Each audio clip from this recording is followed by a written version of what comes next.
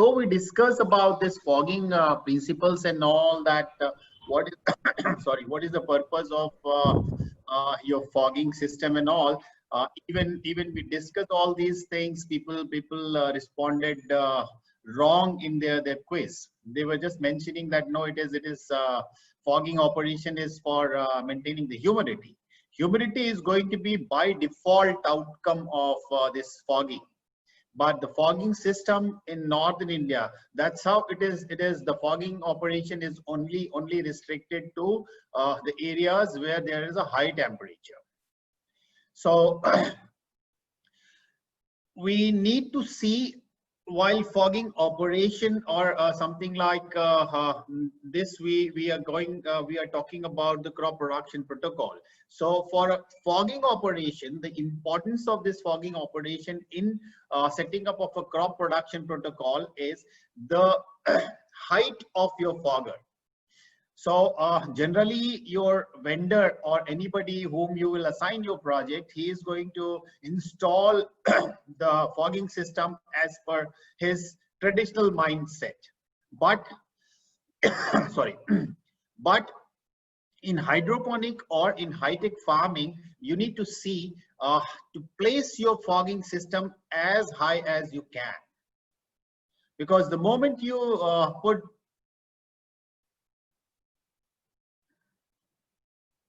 somebody is saying something in chat, I don't know. Maybe Upasna can see that. So fogging का सबसे बड़ा जो fogger लगता है उसमें सबसे पहला चीज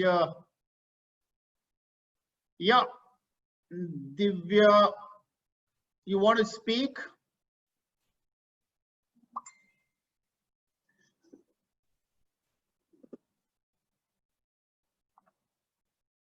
Hey, Upasna. Yes, sir. Yeah. So Mr. Divyaraj Singh Morthana. Yeah. Please unmute yourself.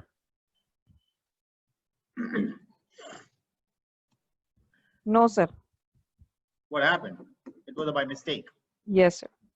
Anyway, somehow I just had a water and it is creating a trouble in my throat, not because of the corona.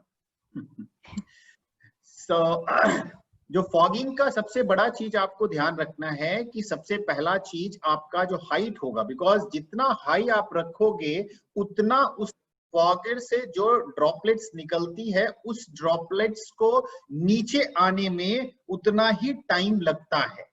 और अगर आप देखो तो एक यहाँ पे जो ये रखा हुआ है, target is higher surface area of a contact. So higher surface area of a contact किसका होगा? अगर छोटा ड्रॉपलेट होगा या बड़ा ड्रॉपलेट होगा।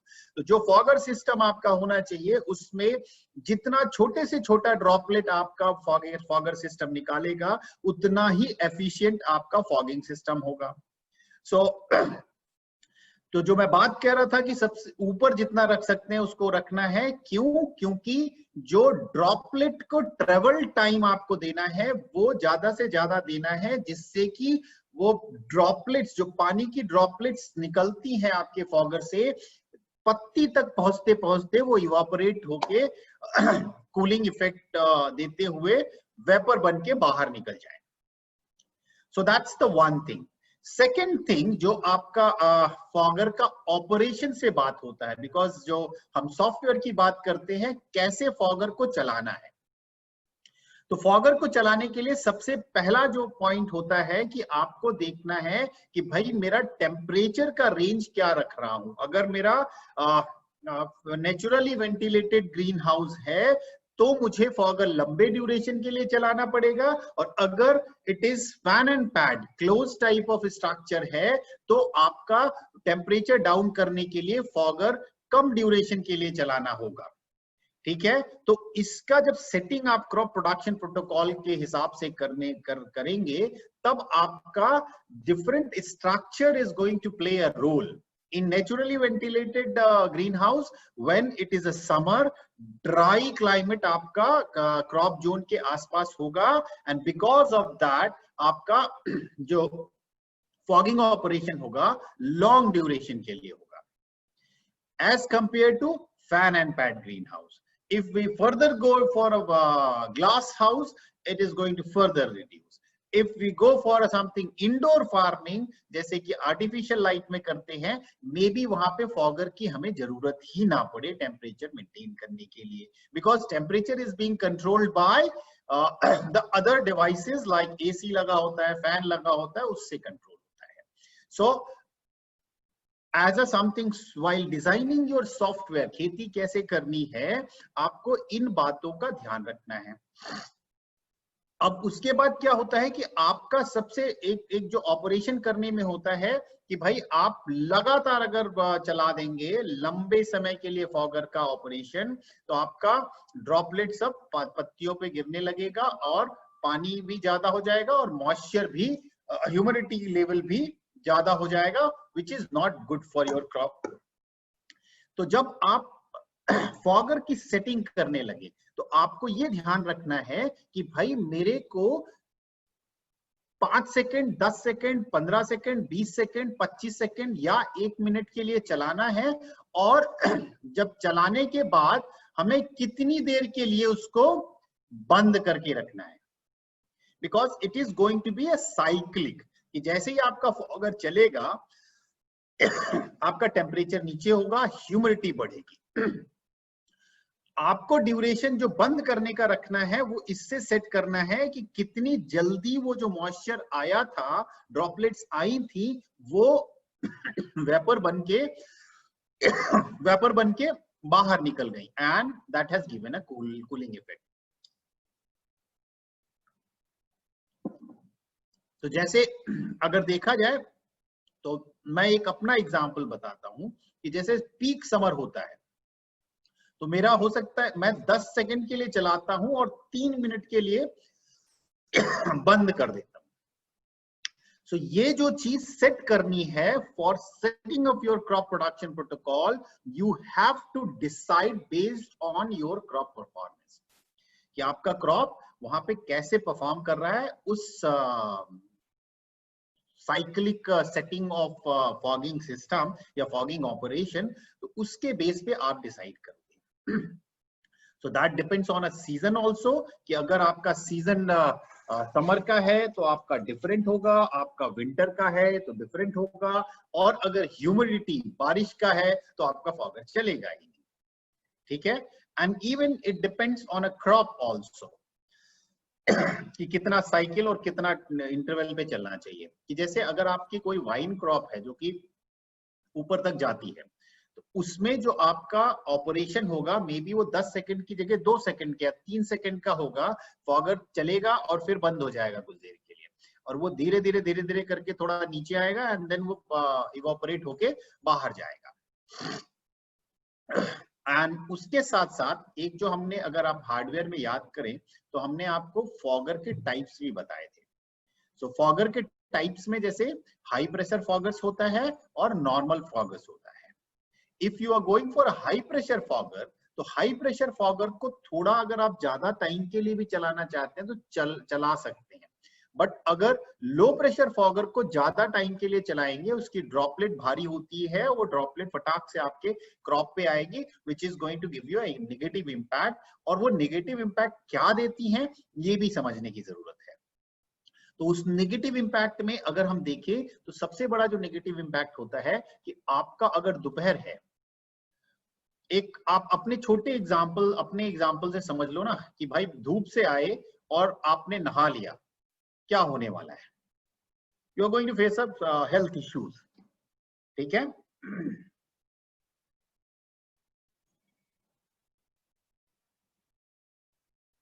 I'm feeling little hot in the room. So उसी तरीके से जैसे कि आपको मना किया जाता है कि कहीं आप धूप से या गर्म से आ रहे हो, इमीडिएटली आप नहाने नहीं जा सकते. सो quick cooling and heat and cool impact is negative for any living being. So similarly, जब आपका फॉगर का अगर पानी ज्यादा देर तक के लिए आपने चला दिया, वो क्रॉप के पत्ते पे अगर दोपहर में पड़ रहा है, तो it is going to give a impact कि भाई वो टेम्परेचर पत्ती का काफी ज्यादा था, जैसे ही उसके ऊपर पानी पड़ा वो सडनली उसमें ठंडक आने का वो होता है, and that is not good for any living beings. That is a one. Second, अगर पानी पत्ती तक आ जाता है और वो पानी पत्ती के ऊपर रुका होता है तो it attracts lots of pathogen, क्योंकि जो माइन्यूट पैथोजेंस है, minute disease causing fungus and all those things हैं, वो हवा में भी होते हैं। तो द मोमेंट आपका पानी पत्ती के ऊपर है, उसमें वो आके सेटल डाउन होंगे, और सेटल डाउन होने के बाद they will break the cuticle, और ब्रेक करके फिर डिजीज कॉज करते हैं।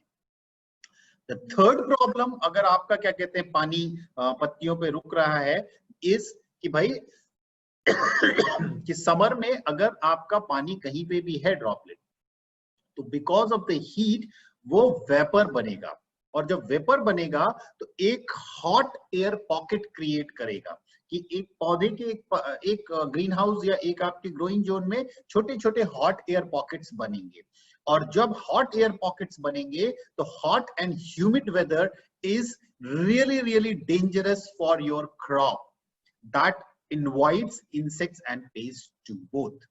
ठीक है? So that's how जब भी हम अपना ऑपरेशन सेट करते हैं फॉगिंग का, means while designing our crop production protocol, fogging का ऑपरेशन जब हम सेट करते हैं तो इन बातों का हमें ध्यान रखना होता है। ठीक है? If we efficiently design that, then definitely your system is going to give you the best result, and that's our purpose. अब उसमें भी जैसे जो बात हो रही है ऑपरेशन की, तो जनरली जो आपका फॉगिंग सिस्टम होता है वो ऑटोमेटेड ही होता है, मैनुअल बहुत कम ऑपरेशन होता है कि पता चल रहा है आदमी उसको चला रहा है, ऑफ कर रहा है, कम कर रहा है। But yes, there are in open field manual भी होता है। बट ऑटोमेटेड में डिफरेंट टाइप के ऑटोमेशन आते हैं, जिसमें कि एक कंप्लीटली डिजिटल होता है कि भाई आपने उसमें सब सेट कर दिया कि इतने घंटे, जैसे आपका सुबह का टाइम होता है तो डिफरेंट। या Shalini ji? Sir I am sorry to disturb you, आपके पास अगर शुगर है तो जस्ट हैव लिटिल शुगर, आपका ये खांसी नहीं होगी आपको। I do have the sugar cubes in front of me on my table itself. Okay. That's, I think, learning for everybody. Thank you.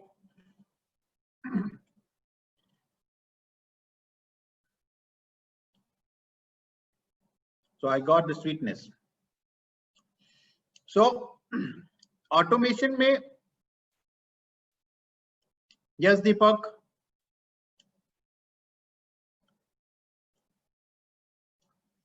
या दीपक? सर बोले ये फॉगर में जो हम लोग वाटर रहेगा या ऐसे फर्टिलाइजर्स रहेंगे? हे, फॉगर काय के लिए होता है भाई? पानी के लिए। फॉगर काय के लिए होता है? मुझे नहीं आइडिया सर। फॉगर किस पर्पस के लिए यूज होता है? फॉगर कहाँ लगता है ग्रीन हाउस में, नीचे या ऊपर? ऊपर लगता है। yes. और देखो जो खाना खिलाना होता है वो कहाँ से खाता है? जड़ से खाता है, पत्ती से खाता है? जड़ से पत्तियों से और जड़ मतलब लीव्स पे भी करते हैं, और यू डिसाइड। दोनों पे देते हैं, मतलब हम लोग रूट्स में भी डालते हैं और लीव्स पे भी देते हैं। जो लीफ पे आप देते हो ना, हाँ सर, तो पता है आपको वो इमरजेंसी सर्विस होती है। हाँ, बहुत जल्दी हमें रिजल्ट चाहिए तो यदि तो आप देते हैं लीफ से जो स्प्रे करते हैं। For your information, for others information also, 95 to 99% जो फूड होता है plants are absorbing from root. yes sir. So you can only give something like 1 to 5% of total requirement through foliar root, and that too is if you are doing effectively.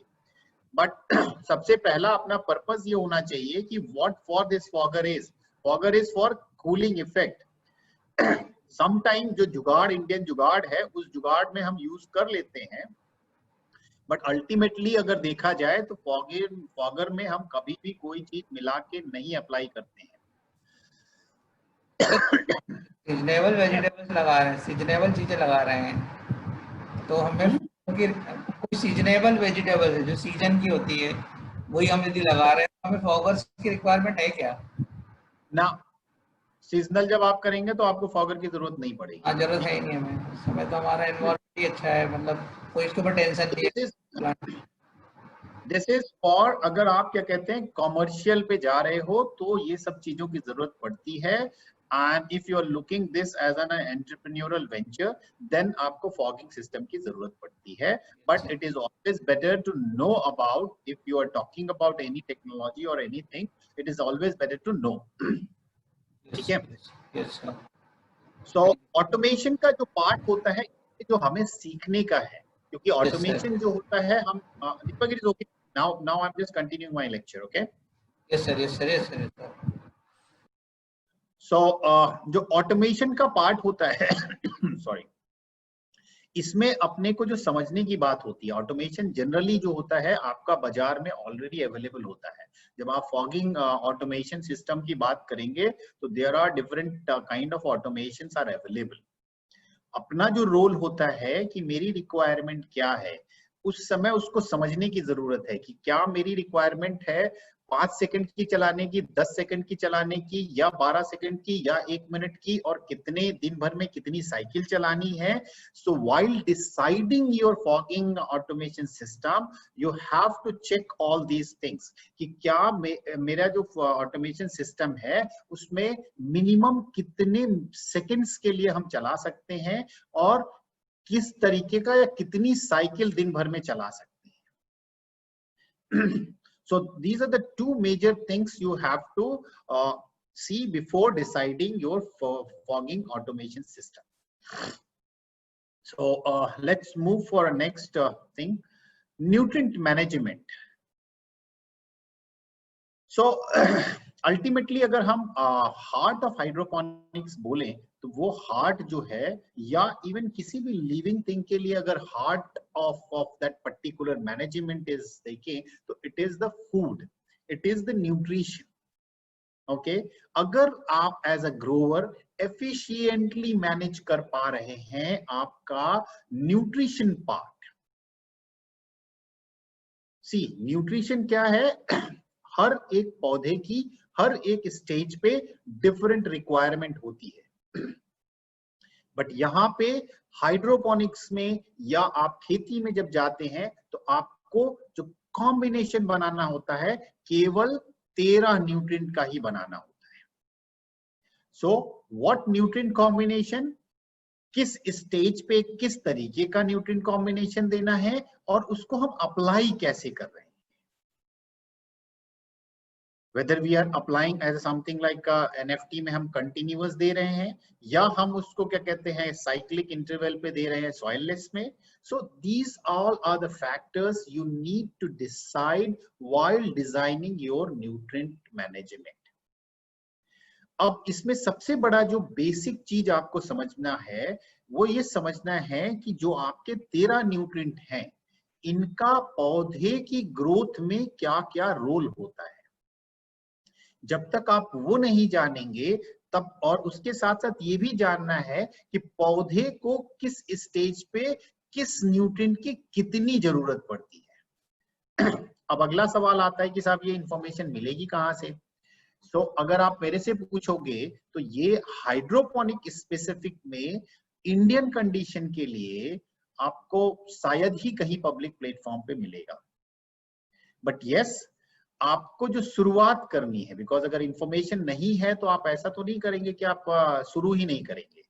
तो simple सी चीज ये है कि आप शुरू करेंगे, but जो basic information available है मे बी ट्रेडिशनल फार्मिंग में, कि भाई अगर हम लेट्यूस ग्रो कर रहे हैं या हम खीरा ग्रो कर रहे हैं मिट्टी में, तो उसकी क्या पोषक तत्वों की जरूरत है, उसको बेस मान के हमको अपना शुरुआत करना चाहिए। फिर उसमें कम ज्यादा ग्रेजुअली करके जो भी अपने कॉम्बिनेशंस बनाने की कोशिश करनी चाहिए।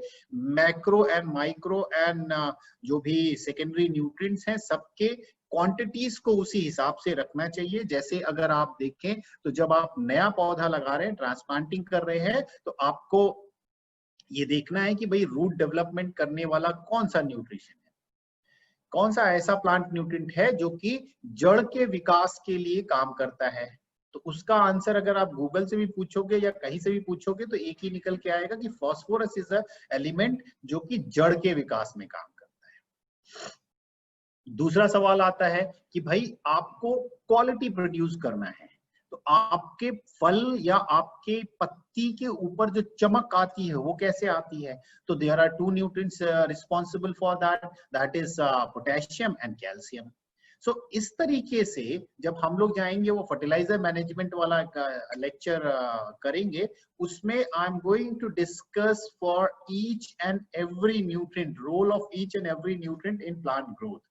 तब हम आपको उसके बारे में बताएंगे और फिर एक हम लोग फर्टिलाइजर रेसिपी भी सीखेंगे। I think I have covered these things. या दीपक? Yes, sir, you have completed these things, I think. या Yes, yes, you have covered. या कहीं पे ये वाला हम लोग ने डिस्कस किया, basics of nutrient management. Hello so Deepak, you have some question? Sir, मैं थोड़ा 1-2 मिनट का एक डाउट था कि जैसे आपने बोला कि रूट्स के लिए कोई पर्टिकुलर माइक्रो न्यूट्रिएंट लगेगा, पत्तियों के लिए, तो प्लांट टू प्लांट वेरी करेगा या सेम रहेगा रूट्स के लिए? सी बेसिक मोड ऑफ एक्शन जो प्लांट न्यूट्रिएंट्स का होता है वो सेम होता है सभी प्लांट्स के लिए, कोई भी रूट हो? हाँ, सभी के लिए सेम होता है, बट उसकी क्वांटिटी कम ज्यादा होती है। Yes sir, thank you sir, thank you. Come phosphorus की जरूरत होती है फॉर अ रूट डेवलपमेंट, किसी को ज्यादा जरूरत होती है। एंड हो सकता है कि उसमें, क्योंकि अगर आप फर्टिलाइजर में फर्दर जाओगे तो एक एंटागोनिस्टिक इम्पैक्ट होता है, एक जो होता है supportive, something like symbiotic impact होता है। तो एंटागोनिस्टिक इम्पैक्ट ये होता है कि अगर एक न्यूट्रिएंट ज्यादा हो जाता है तो दूसरे की अवेलेबिलिटी कम हो जाती है। तो इसलिए जो रेशियो बनना है वो ratio should be appropriate. Thank you ठीक सर, है? Thank you.